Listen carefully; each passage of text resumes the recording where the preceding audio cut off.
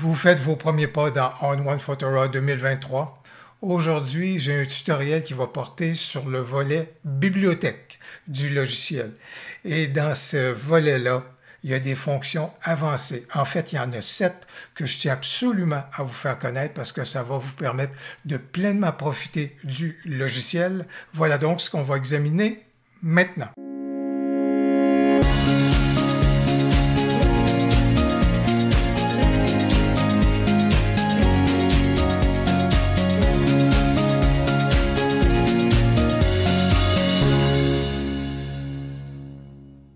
La première fonction que je tiens absolument à vous faire connaître, c'est la façon de sauvegarder vos retouches dans On1 Photorock. Si vous arrivez d'un logiciel qui fait appel à un catalogue, alors vous êtes déjà familier avec cette notion-là. Qu'est-ce qu'un catalogue? C'est une base de données qui est dans le souterrain du logiciel et qui mémorise vos retouches. Vous n'avez pas besoin dans On1, comme dans d'autres logiciels qui ont un catalogue, de mémoriser à la toute fin de votre travail, de sauvegarder vos retouches à la toute fin de votre travail, puisque la base de données enregistre celle-ci au fur et à mesure. Comment se crée-t-on un catalogue? À partir du moment que vous avez dit à On1, voici les photos que je veux retoucher. Et par exemple, dans mon cas, moi, mes photos, mes dossiers photos sont à l'intérieur d'un répertoire maître qui s'appelle Mes images. Et j'ai donc indiqué à On1 Photorock, voici où se situent mes photos. À partir du moment que j'ai indiqué cela à On1 et que je veux que mes retouches soient sauvegardées dans un catalogue ou dans la base de données, je vais aller par la suite donc dans Fichier et lui dire ajouter un dossier catalogué et là, je vais venir lui indiquer à quel endroit est le fameux dossier, dans mon cas, un dossier maître, que je veux qu'il catalogue. Et la base de données va donc se créer à partir de ce moment-là. Je peux également utiliser une deuxième stratégie pour sauvegarder mes données. Et cette stratégie-là peut être intéressante lorsque je veux prendre certaines de mes photos et les transférer vers un autre ordinateur pour pouvoir continuer la retouche ou encore avoir la possibilité de les retoucher avec On1, sans nécessairement avoir à migrer le catalogue. Et cette stratégie-là consiste à créer, juste ici, on va aller dans Préférences, et on va aller dans Fichier et on peut cocher juste ici ce qu'on appelle Option Sidecar. Qu'est-ce qu'un sidecar? C'est un fichier annexe à notre photo qui, lui aussi, va compiler, non pas de compiler si vous voulez, mais enregistrer à ce moment-là les retouches que vous allez faire sur cette photo-là. Et lorsque vous déplacez la photo et ce fichier qui est annexé là, à ce moment-là, vers un autre ordinateur et que vous ouvrez votre photo avec On1 Photorock, le logiciel va être en mesure de retracer à ce moment-là les retouches que vous avez faites à cette photo-là. Alors que ce soit avec le catalogue ou que ce soit avec l'option Sidecar, vos retouches à ce moment-là sont donc sauvegardées. Une chose qui est importante, bien entendu, on est capable de venir dire à On1, je veux sauvegarder mon catalogue et je vous encourage vraiment à faire une sauvegarde régulière de votre catalogue parce que si jamais il arrive un pépin, à tout le moins, vous allez être capable de récupérer donc le fichier de votre catalogue pour pouvoir réinstaller On1, etc. Donc, ça va vous permettre donc d'avoir un backup ou une sauvegarde.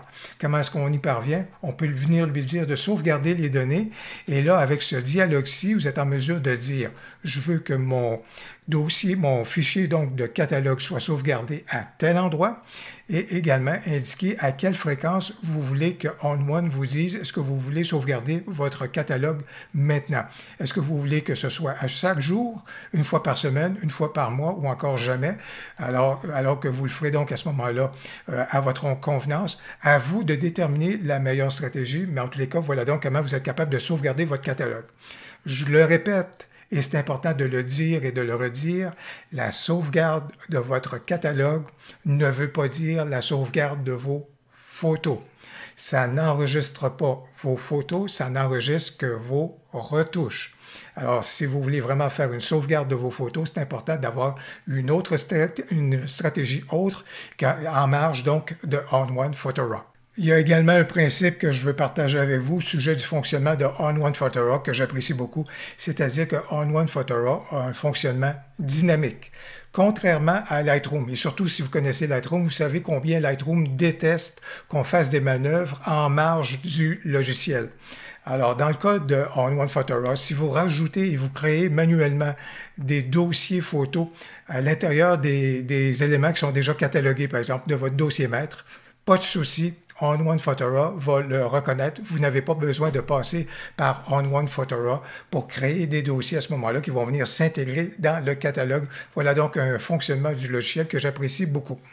Deuxième fonction que je veux absolument vous faire connaître, ce sont les mots-clés en intelligence artificielle. C'est une nouveauté dans la version 2023 de On1 Photora. Alors pour ces mots-clés, dans ce cas-ci, on va ouvrir métadonnées et lorsqu'on choisit une photo, c'est là qu'on a la possibilité donc d'ajouter des mots-clés. Vous voyez que j'en ai déjà. Ceci étant, ce sont des mots-clés que j'avais ajoutés. Mais lorsque vous regardez cela ici, on voit qu'on a ici la possibilité d'avoir des mots-clés en intelligence artificielle et lorsqu'on clique sur une photo et qu'on vient lui demander et on demande au logiciel d'analyser celle-ci, il va repérer des éléments à ce moment-là qu'on pourrait vouloir intégrer à titre de mots-clés. Soyez sans crainte, cette fonction-là, elle est je vous dirais, dans son démarrage. Elle va devenir plus performante. Alors, généralement, qu'est-ce que j'ai constaté? Lorsqu'on clique là-dessus, on peut voir qu'il y a certains éléments qui pourront nous intéresser ou ne pas nous intéresser. Et je vous dirais que dans ce cas-ci, les mots-clés, ça peut très bien fonctionner pour des gens qui font de la stock photographie, de la photo stock, où est-ce qu'on soumet le tout avec des mots-clés qui sont très, très, très génériques. Une façon de pouvoir faire intervenir, si vous voulez, l'outil en question, on peut très bien en arriver juste ici et sélectionner toutes nos photos dans un répertoire donné et par la suite lui demander d'analyser et il va analyser l'ensemble des photos et lorsque vous cliquerez éventuellement sur les photos en question, bien, les suggestions auront déjà été identifiées donc par le logiciel. En général, jusqu'à maintenant, des fois, c'était tout à fait, je vous dirais, un peu sans trop d'intérêt. Lorsqu'on regarde, par exemple, dans ce cas ici, couleur, discret, vif, c'est pas quelque chose que je vais nécessairement retenir comme mot-clé, mais parfois, j'ai eu de belles surprises. Par exemple, lorsque j'ai cliqué dans ce cas ici, il avait identifié dans ce cas ici qu'il s'agissait d'une libellule de demoiselle. Ben voilà donc qui est intéressant, quelque chose que je n'avais pas nécessairement ajouté. Et en général, dans ce cas-ci, puisque beaucoup des photos sont dans le domaine de la macrophotographie, c'est donc un mot-clé que j'ai donc intégré dans mes mots-clés et de façon manuelle, mais je pense que l'intelligence artificielle va commencer à mémoriser des mots-clés qui sont précieux pour moi dans certaines situations et ça va donc s'additionner donc aux possibilités qui vont donc s'offrir à moi. Si jamais vous faites l'opération de vouloir générer et faire une analyse de l'ensemble de photos. Lorsque vous allez générer sur Analyse, vous allez voir, le tout va prendre un certain bout de temps et vous n'avez qu'à regarder juste ici dans le bas. Malheureusement, mon écran de caméra comme c'est là cache un tout petit peu la chose, mais vous allez voir juste ici dans le bas, souvent, lorsque le logiciel travaille, allez voir dans le bas juste là, lorsqu'il y a un certain bout de temps, ça prend un bout de temps à obtenir un résultat, c'est que le logiciel est en train de travailler, comme en fait donc la démonstration de l'indicateur que vous voyez dans le bas du logiciel. La troisième fonction que je veux vous faire connaître va vous être très utile, surtout si votre catalogue contient des milliers de photos. Et cette fonction-là, c'est l'organisation intelligente. En quoi consiste l'organisation intelligente? Alors, on est capable de générer cette fonction-là, soit en cliquant sur l'ampoule ou encore en allant dans Fichier et Organisation intelligente. Et qu'est-ce qu'elle fait, cette fonction-là? Bien, elle vous permet notamment, et c'est quelque chose que j'apprécie beaucoup parce que mon catalogue a autour de 50 000 photos, alors ça permet de, par exemple, dire à quel endroit est-ce que je veux faire une recherche.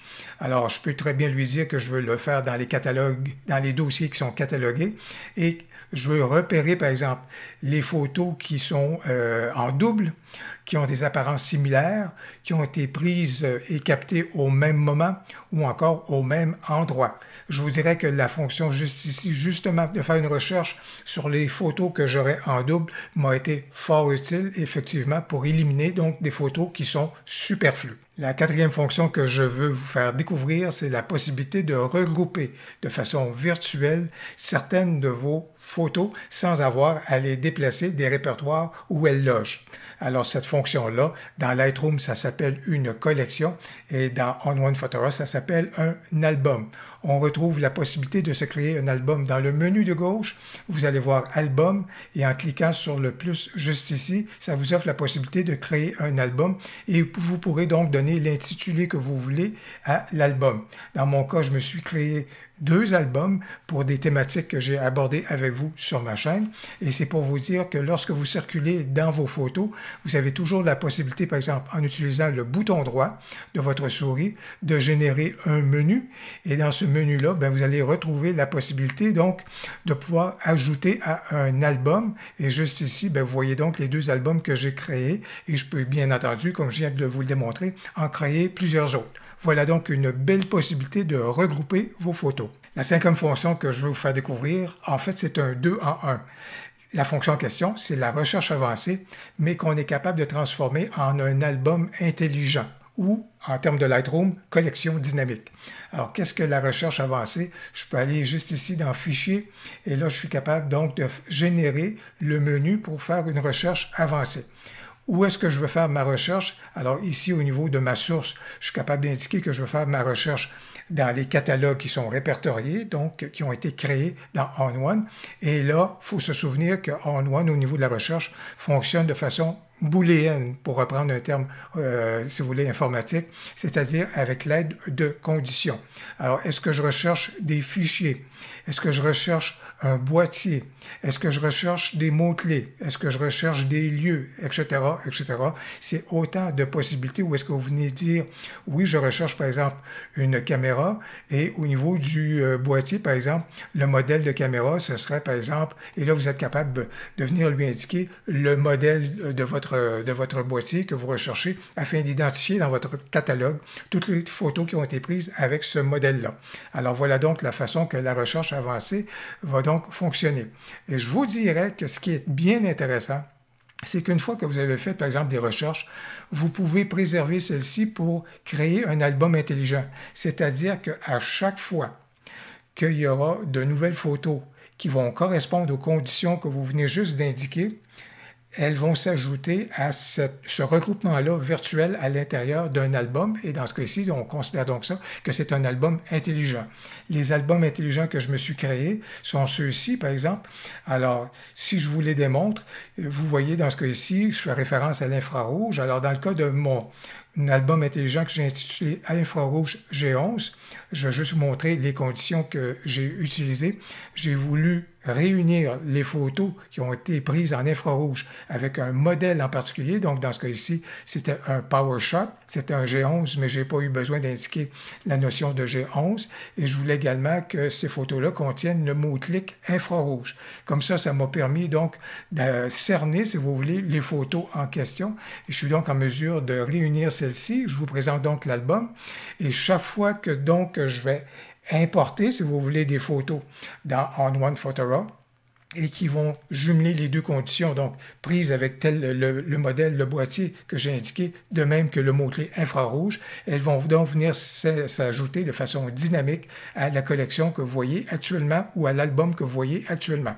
La 6e fonction que je tiens à vous faire découvrir, c'est dans la catégorie « Le bonheur tient à peu de choses ». Et il faut vraiment saluer ici l'attention de ON1 qui nous permet, grâce à cette 6e fonction-là, de pouvoir modifier les raccourcis clavier pour les mettre à notre convenance.